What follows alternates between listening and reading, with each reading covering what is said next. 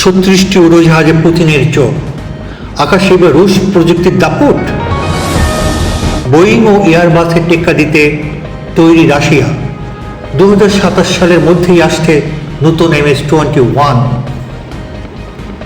পশ্চিমা নিষেধাজ্ঞার জবাব কি তবে আকাশে?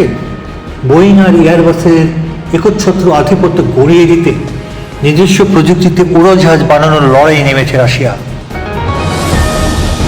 পশ্চিমার কড়া অর্থনৈতিক অবরোধ ও নিষেধাজ্ঞাকে চ্যালেঞ্জ জানিয়ে উড়োজাহাজ নির্মাণ শিল্পে বড় বড় বিপ্লবের প্রস্তুতি নিচ্ছে মস্কো।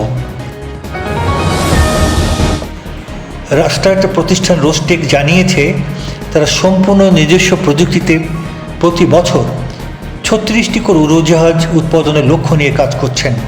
এই লক্ষ্য অর্জিত হলে বিশ্ববাজারে বোয়িং ও এয়ারবাসের মতো জায়ান্টদের সরাসরি প্রতিদ্বন্দ্বী হয়ে উঠবে এই সংস্থাটি। সম্প্রতি রুশ প্রেসিডেন্ট ভ্লাদিমির পুতিনের সঙ্গে একাধিক বৈঠকে রোস্টেকের বিমান কারখানার পরিচালক আন্দ্রে শুইনভ জানান, কারখানাগুলোর উৎপাদন ক্ষমতা ধাপে ধাপে বাড়ানো হচ্ছে। তিনি বলেন, আমাদের প্রাথমিক লক্ষ্য প্রতি বছর 36টি উড়োজাহাজ প্রস্তুত করা।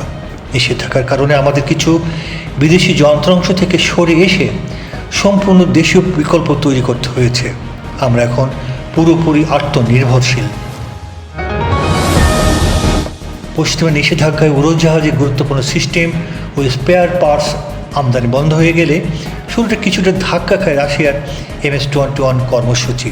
তবে এই সংকটকে সুযোগে রূপান্তর করেছে দেশটি। ভিন্ন দেশ থেকে কিনে আনার নির্ভরতা কমিয়ে সচল করা হয়েছে নিজস্ব উদ্ভাবন। 2026 সালে মে মাসে ইয়াকোবলেভ PGSC এবং রাশিয়ার শিল্প বাণিজ্য মন্ত্রণালয়ের মধ্যে নতুন একটি চুক্তি হয়। এরপর MS-21-210 নামের একটি সংক্ষিপ্ত কিন্তু বেশি দূরত্বে আকাশে উঠতে সক্ষম উড়োজাহাজের সংস্করণ তৈরির কাজ শুরু হয়। 2025 সালে এপ্রিল মাসে দেশি ও বিদেশি হাইব্রিড সিস্টেমে সজ্জিত মাঝারি পাল্লার MS-21 উড়োজাহাজের প্রথম পরীক্ষামূলক উড্ডয়ন সফল হয়।